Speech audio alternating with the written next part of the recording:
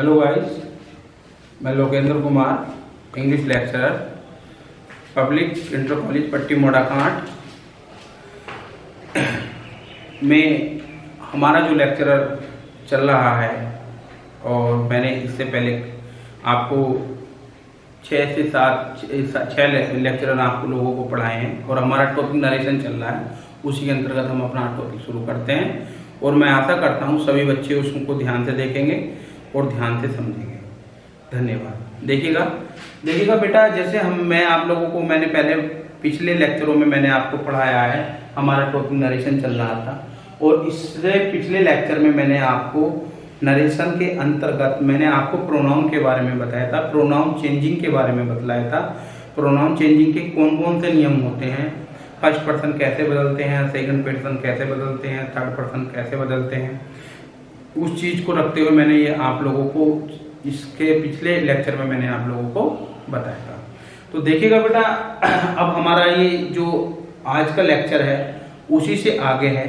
मैंने आप लोगों को इससे पहले लेक्चर में ये बताया था कि आप लोग जो हमारी ग्रामर की एक्सीलेंट वाली बुक है उसमें जो एक्सरसाइज नंबर 2 है उसका आप अवलोकन करें।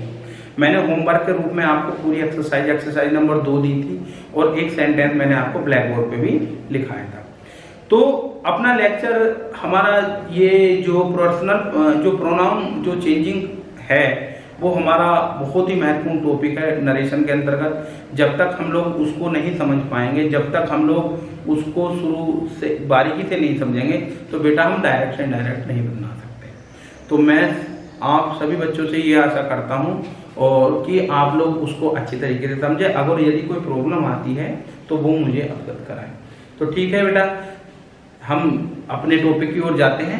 देखिएगा, मैंने आप लोगों को नरेशन के अंतर्गत पर्सनल प्रोनाउन की लिस्ट लिखवाई थी, उसको बदलने के नियम लिखवाए थे, कैसे बदला जाता है।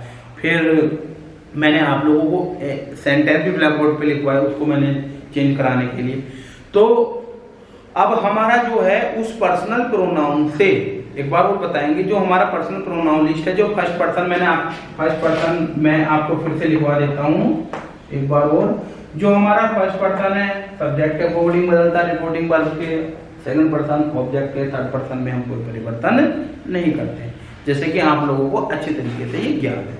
आप लोग अच्छी तरीके से इस बारे में आप लोग जानते हैं और ये भी जानते हैं कि बेटा जितने भी हम लोग परिवर्तन करते हैं रिपोर्टिंग वर्ब के अनुसार करते हैं और रिपोर्टेड स्पीच के अंदर हम लोग कोई भी परिवर्तन नहीं करते। तो आज हमारे कुछ नियम हैं, ओमिशन है, अपवाद कह लीजिएगा, ओमिशन अपवाद है जो हमारे प्रोनाउन से संबंधित है। तो हम लोग ओमिशन डालते हैं, ओमिशन अपवाद। प्रोनाउन से संबंधित ओमिशन है ये हमारे, ठीक है नहीं। प्रोनाउन से संबंधित ओमिशन जो हमारी प्रोनाउन चेंजिंग वाला रूल चल रहा है उसके अंतर्गत ये हमारे अपवाद हैं। अब हमारे इसमें 4 से 5 रूल आएंगे, उसको आप ध्यान से देखेंगे और समझने की कोशिश करेंगे और बारीकी से आप लोग देखेंगे। देखिएगा, पहला रूल आप लोग ध्यान से देखेंगे। अब पहला रूल जो है हमारा, पहला रूल क्या कहता है, अपवाद के अंतर्गत हम लोग जब प्रोनाउन चेंजिंग की बात कर रहे हैं तो बेटा हमारा रूल नंबर फर्स्ट क्या कहता है, यदि रिपोर्टेड स्पीच में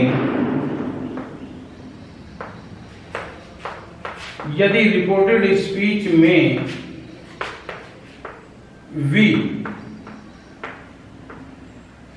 का प्रयोग, यदि रिपोर्टेड स्पीच में वी का प्रयोग सब्जेक्ट के रूप में हुआ हो, सब्जेक्ट के रूप में हुआ होता है, ये लिख लीजिएगा, होता है, किंतु बी का अर्थ संपूर्ण मानव जाति, संपूर्ण मानव जाति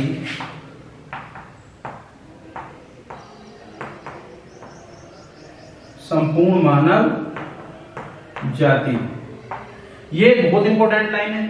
बी का अर्थ संपूर्ण मानव जाति के रूप में हो, के रूप में हो तब डायरेक्ट, तब उसे इनडायरेक्ट स्पीच में, डायरेक्ट इनडायरेक्ट स्पीच में बदलते समय उसमें कोई परिवर्तन, तब इनडायरेक्ट स्पीच में बदलते समय रिपोर्टेड स्पीच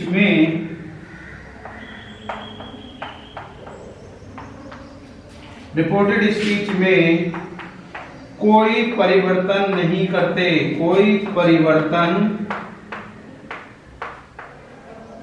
नहीं करते।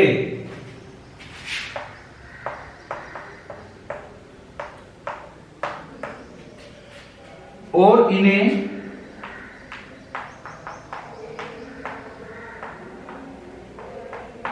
यूनिवर्सल ट्रूथ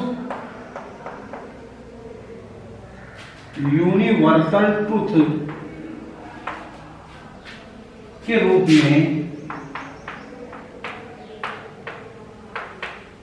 में प्रयुक्त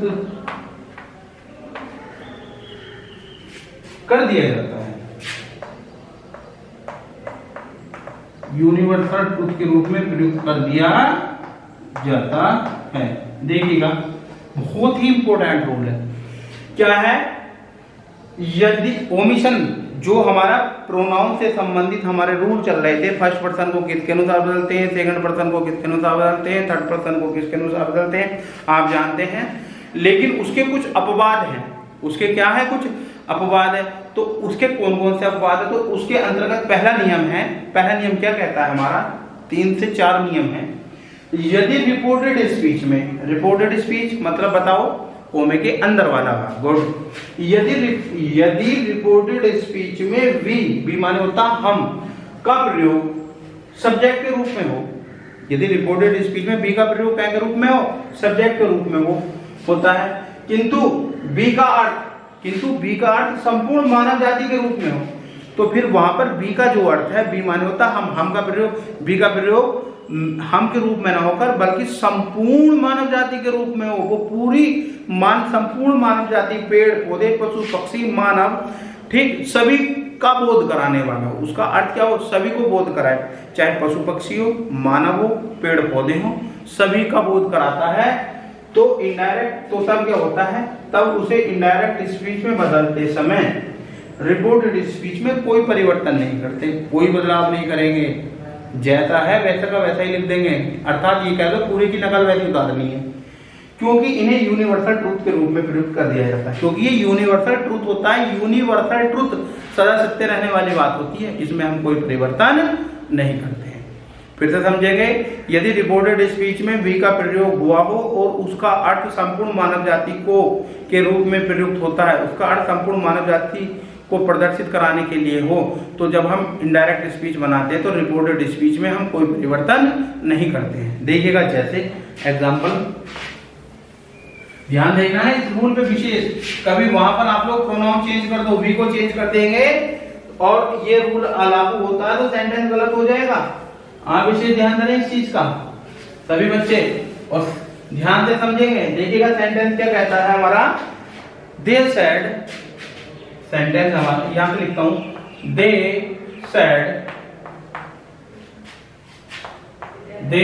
said comma inverted comma open we, they said comma inverted comma, we can not live without water, we can not live without water. अब देखिए, जरा ध्यान से देखिएगा सेंटेंस को। दे सेड, उन्होंने कहा, दे सेड उन्होंने कहा, वी हम कैन नॉट नहीं लीव रह सकते विदाउट वाटर, बिना पानी के। उन्होंने कहा कि हम बिना पानी के नहीं रह सकते। भाई ये तो सदा सत्य रहने वाली बात है। और यहाँ पर वी का मतलब हम नहीं बल्कि पूरी दुनिया है। पूरी दुनिया बिना पानी के नहीं रह सकती, चाहे पेड़ पौधे हो, पशु पक्षी हो, मानव जाति हो, कोई भी हो, चाहे जलीय जीव हो, रेंगने वाले जीव हो, कोई से भी जीव हो, कोई भी जंतु हो, वो बिना पानी के नहीं रह सकता। तो ये यूनिवर्सल ट्रूथ के रूप में गिना गया नहीं गिना गया? देखिएगा, उन्होंने कहा कि हम पानी के बिना नहीं रह सकते, तो यहाँ पर बी का प्रयोग हम से न होकर पूरी मानव जाति के लिए है। तो ये यूनिवर्सल ट्रूथ है। तो इसमें यहाँ से और यहाँ तक रिपोर्टेड स्पीच में कोई परिवर्तन नहीं करने के, हम लोग केवल जो है वो का वो ही लिख देंगे। आंसर देखिएगा, दे सैड दैट। क्लियर है? सैड का सैड इन्वर्टेड कॉमा हटा के कंजक्शन दैट लगा दी। अब वी दे सैड, ठीक है? देखिएगा क्या हो जाएगा, we can not live without water. समझ में आया सभी बच्चों के?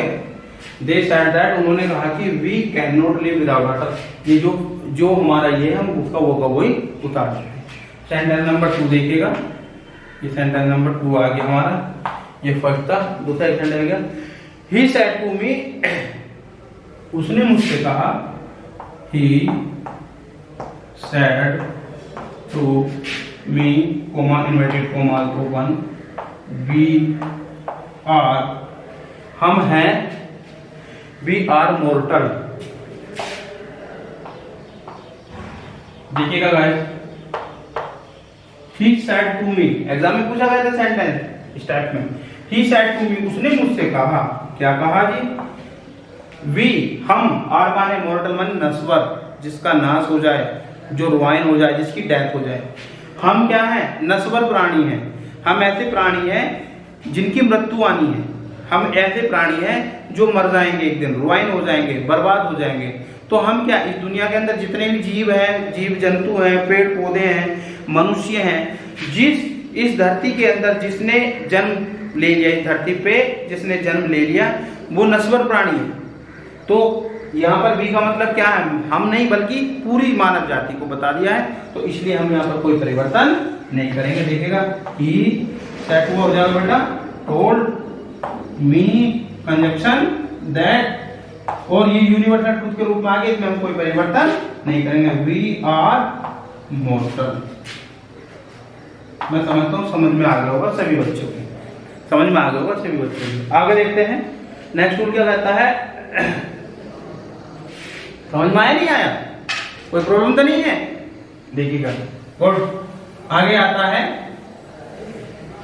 आपको ध्यान से धरना है, ये सेंटेंस आपका बोर्ड एग्जाम में आया था। जीसस क्राइस्ट सेड, ईसा मसीह ने कहा, क्या कहा? We are mortal. ये सेंटेंस था, उसमें वही इसी से अनुरूप था। जीसस क्राइस्ट सेड, ईसा मसीह ने कहा, वी आर मोर्टल, हम क्या नश्वर प्राणी हैं।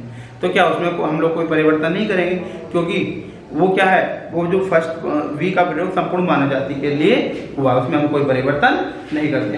अब आगे रूल देखेंगे, रूल नंबर 2 है, यदि रिपोर्टिंग वर्ग में सब्जेक्ट एवं ऑब्जेक्ट दोनों थर्ड पर्सन हो,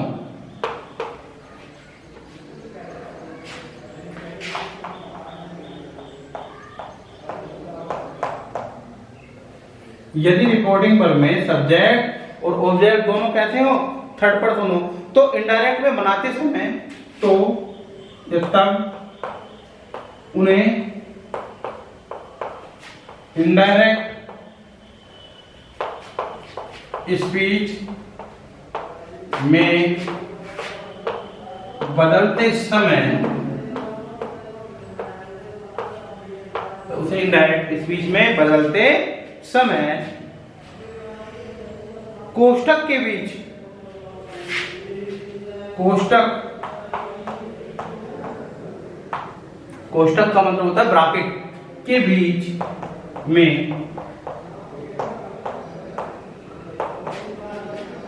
में उस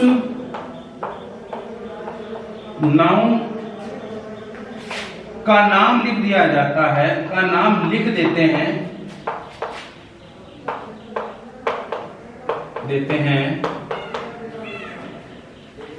लिख देते हैं जिसके बारे में वर्णन हो, जिसके बारे में वर्णन हो। ये मैंने आपको एक सेंटेंस पिछले लेक्चर में लिखवाया था, इसमें घबराने वाली बात नहीं, आप देखिएगा इजी है। सेंटेंस है निर्मला सेड टू कुसुम, निर्मला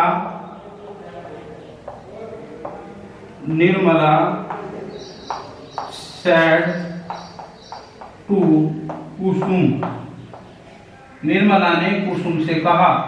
क्या कहा? Comma inverted commas open. क्या कहा ये देखना है हमें। I shall always help you, I shall always help you.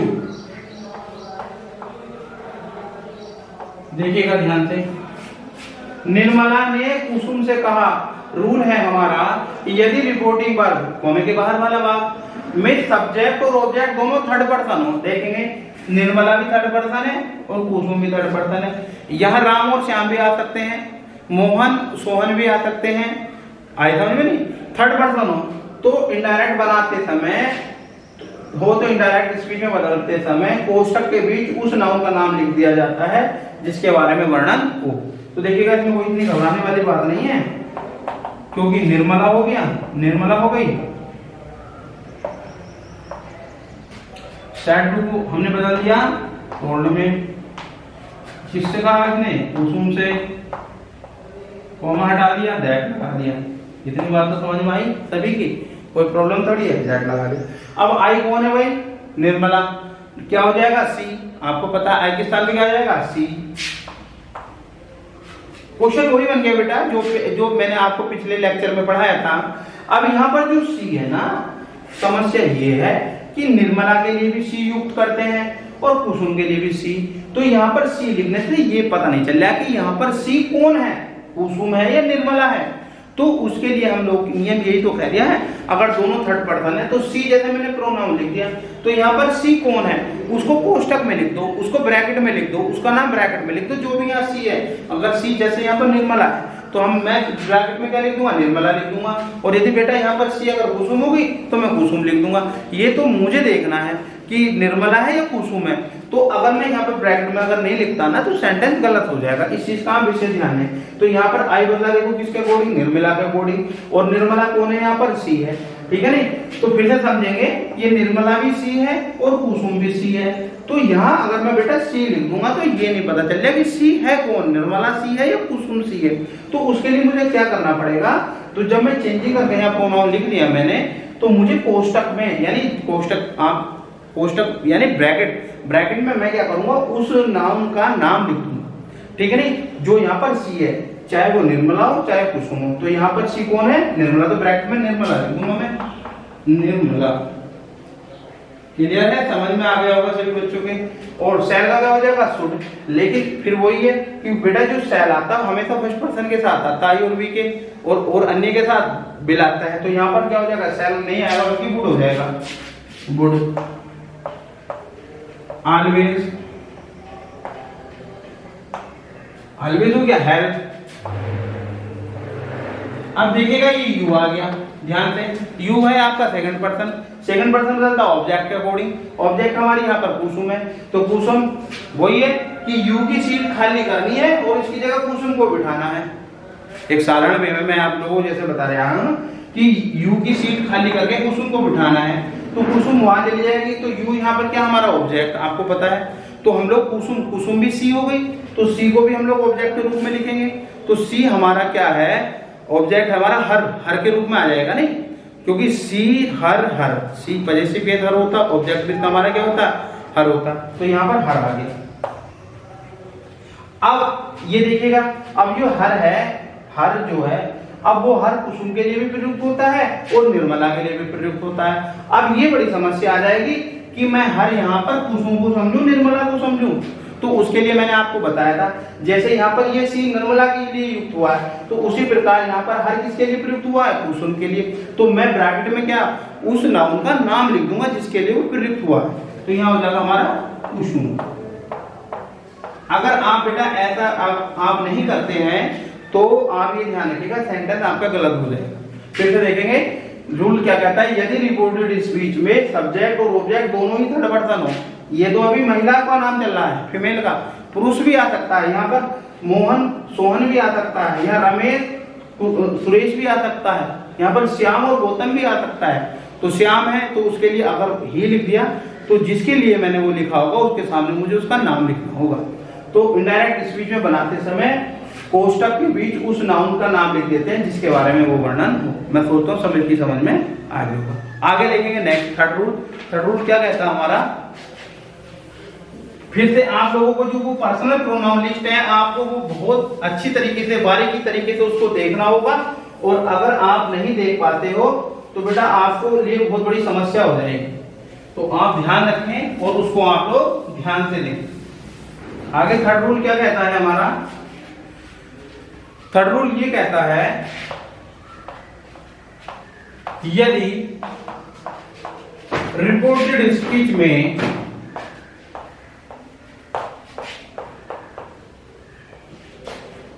Vocation case दिया हो,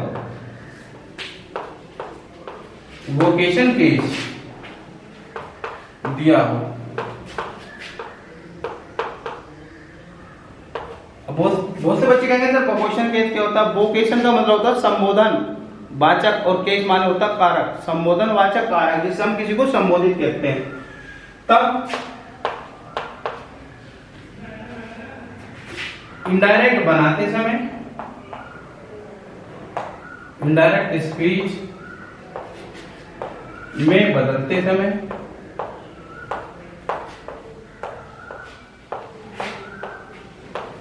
उस वोकेशन केस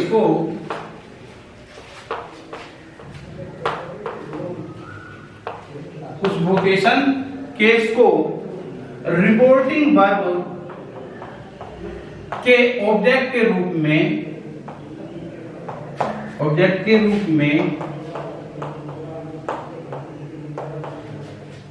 प्रयुक्त करते हैं,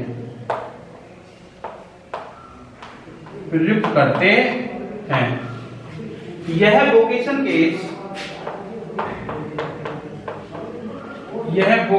केस हमेशा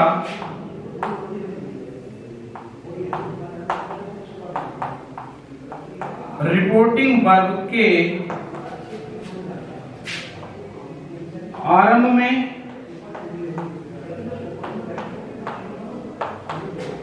या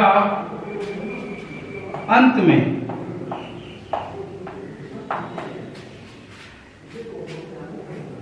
रिपोर्टिंग वर्ब के रिपोर्टेड स्पीच, सॉरी ये रिपोर्टिंग वर्ब नहीं बेटा, ये रिपोर्टेड स्पीच है। रिपोर्टेड स्पीच के आरंभ में या अंत में प्रयुक्त होता है।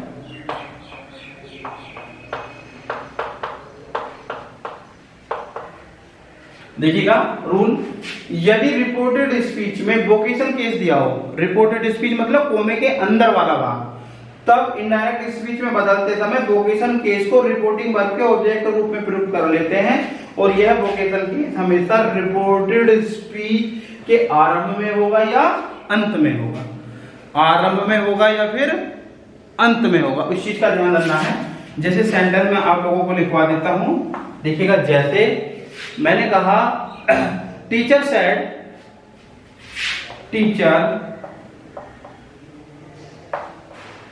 Said, comma inverted comma open, क्या कहा Mahesh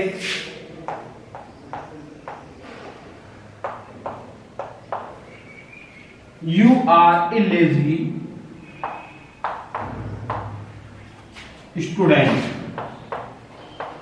you are a lazy student. देखिएगा द टीचर सेड, अध्यापक ने कहा Mahesh you are a lazy student, तुम एक आलसी या सुस्त विद्यार्थी हो। तो टीचर ने किसको संबोधित किया भाई, महेश को तो कहा महेश को तू संबोधित किया, तो ये वोकेशन केस है। हम पहचानने के कहते हैं वोकेशन केस क्या है। मैंने कहा वोकेशन मतलब संबोधन वाचक कारक, जो हमेशा रिपोर्टेड स्पीच के या तो शुरू में आगा या लास्ट में भी, या ऐसे भी हो सकता you are a lazy student Mahesh, या Mahesh you are a lazy student. और हमेशा ध्यान रखना जब भी वोकेशन केस आएगा तो उसके बाद ये कोमा जरूर लगा होगा, क्योंकि दो नाउन दो प्रोनाउन कभी भी एक साथ सब्जेक्ट के रूप में प्रयुक्त नहीं हो सकते हैं। उनके बीच में अगर दो नाउन हैं तो उसके बीच में एंड या किसी कंजक्शन का प्रयोग जरूर होगा, और अगर दो से अधिक नाउन हैं तो आप कोमे का प्रयोग करेंगे, लेकिन लास्ट वाले से पहले एंड कंजक्शन जरूर आएगा। तो यहाँ पर ये वोकेशन केस हुआ तो ऐसे हो जाएगा टीचर, आंसर में इसका टीचर। अब सैड है बेटा, जब हम इसको यहाँ ले आएंगे तो यहाँ ऑलरेडी टू बढ़ जाएगा, तो सैड टू हो जाएगा टोल्ड महेश, कोमा हटा दीजिएगा, कंजक्शन दैट लगा दीजिएगा, और आगे को तो आप लोग जानते ही हो, यू हो जाएगा महेश के अकॉर्डिंग हो जाएगा ही, आर का हो जाएगा was a lazy student, lazy student. ठीक है, समझ में आया क्या vocation case?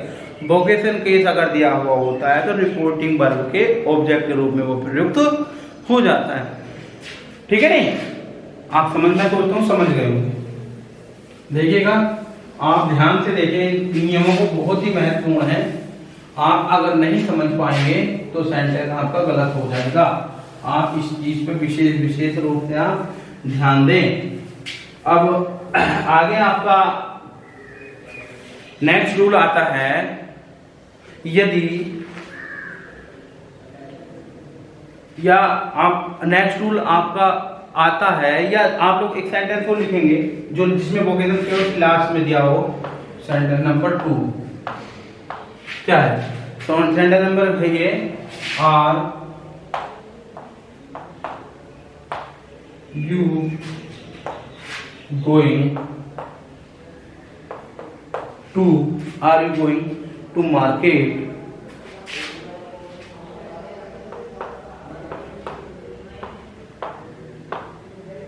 Are you going to market? Said, are you going to market? Ramesh.